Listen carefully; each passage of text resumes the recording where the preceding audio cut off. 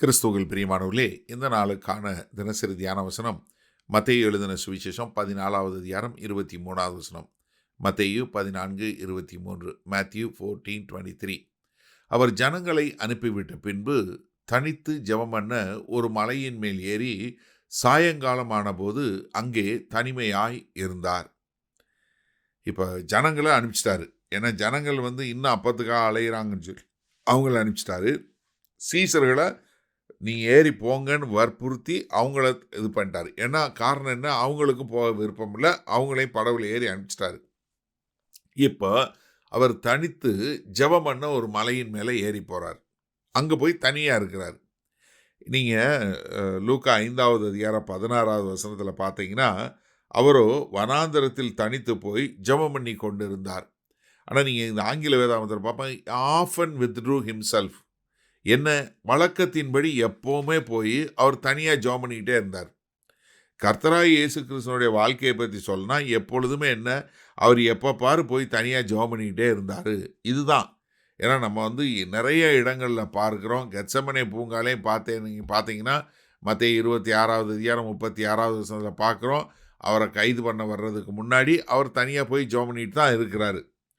நீங்கள் லூக்கா 6வது அதிகாரம் 12வது வசனத்தில் பார்த்தீங்கன்னா, அந்நாட்களில் அவர் ஜெபம் பண்ணும்படி ஒரு மலையின் மேல் ஏறி முழுவதும் தேவனை நோக்கி ஜெபம் பண்ணி கொண்டிருந்தார். பொழுது விடிஞ்ச போது தான் கீழே 12 சீஷர்களை அவர் தெரிந்தெடுக்கக்கூடிய காரியம். அப்போ அவருடைய வாழ்க்கையே என்னவா இருந்தது? பிதாவாகிய தேவனோடு அவர் நேரம் செலவு பண்ணுவது. அது என்ன, அவரே வேண்டி விரும்பி செய்யக்கூடிய காரியம். ஏன்னா வெளியே பெரிய அற்புதம் நடைபெறுகிறது, திரளான ஜனங்கள் அவரை பின்பற்றாங்க. ஆனால் அவராக என்ன பண்ணுறாரு? இல்லை, தான் வேண்டும் என்றே அவர் தன்னை அங்கிருந்து விடுவித்து கொண்டு அவர் தனியான ஒரு இடத்திற்கு போய் ஒரு மலையின் மேலே ஏறி, ஏன்னா நமக்கு எல்லாருக்கும் தெரியும் சீனாய் மலையின் மேலே எப்படி தேவனாகிய கர்த்தர் நம்ம மோசே கூட இருந்து 40 நாள் அளவு பேசினார்னு சொல்லக்கூடியதான். அதனால் இங்கே பிதாவாகிய தேவனோடு பேசுவதற்கு கர்த்தராகிய இயேசு கிறிஸ்துவும் மலையின் மேலே போய் அங்கேருந்து ஜெபம் பண்ணக்கூடிய காரியம். அது மாத்திரமில்ல, அவர் தனிமையாக இருந்து ஜெபிக்கக்கூடிய he was praying alone. என்ன இது? பிதாவாகிய தேவனுக்கும் அவருக்கும் உள்ள அந்த ஒரு இன்டிமேட் ரிலேஷன்ஷிப் சொல்லுவோம் இல்லையா, ஒரு தனிப்பட்ட உறவை குறிக்கக்கூடியதாக. அப்போ ஒரு ஆவிக்குரிய மனிதன் என்று சொல்லுகிற ஒரு சீஷன் எப்படிப்பட்டவனாக இருக்கணும் அப்படின்பதற்கு இங்கே கர்த்தராகிய இயேசு கிறிஸ்து நமக்கு அழகான உதாரணத்தை காட்டுறாரு. கூட்டம் வரலாம், மக்கள் இந்த பக்கம் கேட்கலாம், மக்கள் அந்த பக்கம் வரலாம், இதை சொல்லலாம் அதை சொல்லலாம், என்ன இருந்தாலும் சரி அதெல்லாம் ஒரு பக்கம் இருக்கட்டுன்னு சொல்லி தனித்து போய் உட்கார்ந்து ஜெபிக்கக்கூடிய ஒரு காரியம். எனக்கு அருமையானவர்களே, கர்த்தராகிய இயேசு கிறிஸ்து என்ன தெரியுமா காட்டி கொடுத்தாரு? அவர் பிதாவாகிய தேவனை சார்ந்து வாழ்ந்தேன், அதனால் நான் அவரோடு தனித்து இருக்கிறேன் அப்படிங்கிறத ஒரு காட்டக்கூடிய ஒரு காரியம். சரி, இதனால் இந்த வசனத்தை எப்படி எடுத்துக்கொள்வது? இப்போ நீங்கள் இப்படி யோசிங்க,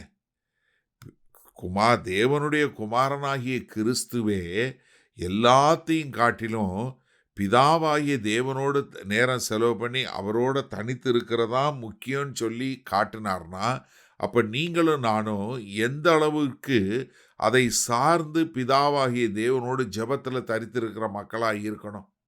சிந்திச்சு பாருங்க ஒரு நிமிஷம்.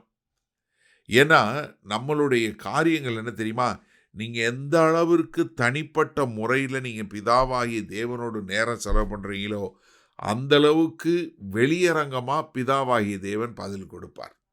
இதில் எந்த விதமான மாறுபாடான கருத்தும் கிடையாது. கர்த்தராகிய இயேசு கிறிஸ்து எப்படி ஜெபிக்கக்கூடாதுன்னு சொல்லி கொடுத்துட்டு எப்படி ஜெபிக்கணும்னு சொல்லி கொடுத்தாரு. நீங்கள் மத்தேயு 6வது அதிகாரம் 6வது வசனத்தில் இந்த லார்ட்ஸ் பிரேயர்னு சொல்லும்போது என்ன சொன்னார்? நீ உன்னுடைய உள்வீட்டு அறைக்குள்ளே போ, கதவை சாத்து, அப்போ காண முடியாத அந்தரங்கத்தில் இருக்கிற உன்னுடைய பிதாவை நோக்கி கூப்பிடுன்னு சொல்லி சொன்னாரே.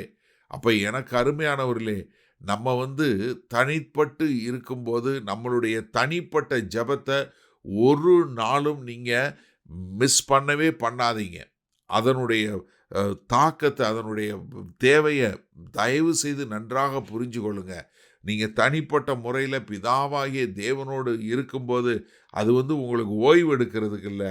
பிதாவாகிய தேவனோடு நீங்கள் அவரோடு பேசி ஒரு ஆவிக்குரிய முறையில் ஒரு தெளிவை உண்டு வரக்கூடிய ஒரு காரியமாக இருக்கணும். கர்த்தராய் இயேசு கிறிஸ்துவே அப்படிப்பட்ட ஒரு நேரத்தை செலவு பண்ணக்கூடியவராய் இருந்தார்னா நீங்களும் நானும் எந்த அளவுக்கு இருக்கணும்? நன்றாக சிந்திச்சு பாருங்க. அப்போ எனக்கு அருமையான சகோதரனே சகோதரியே, நீங்கள் அதுக்கு ஒப்பு கொடுப்பீங்களா? மகா கிருபையும் இரக்கம் நிறைந்த எங்கள் அன்பின் தகப்பனே, இதோ கர்த்தராகிய இயேசு கிறிஸ்து அவருடைய வாழ்க்கை முழுவதும் அவர் தன்னை தனியாக பிரித்தெடுத்து வைத்து எப்போதும் பிதாவாகிய தேவனோடு உறவுல இருந்து அதன் மூலமாய் எல்லா விதமான காரியங்களையும் செய்தார் என்பதை நாங்கள் பார்க்கிறோம். அதே போல அவரை பின்பற்றுகிற சீஷர்களாகிய இந்த செய்தியை கேட்டுக்கொண்டிருக்கிற ஒவ்வொருவரும் அதே போல வாழ எங்களை அர்ப்பணிக்கிறோம்.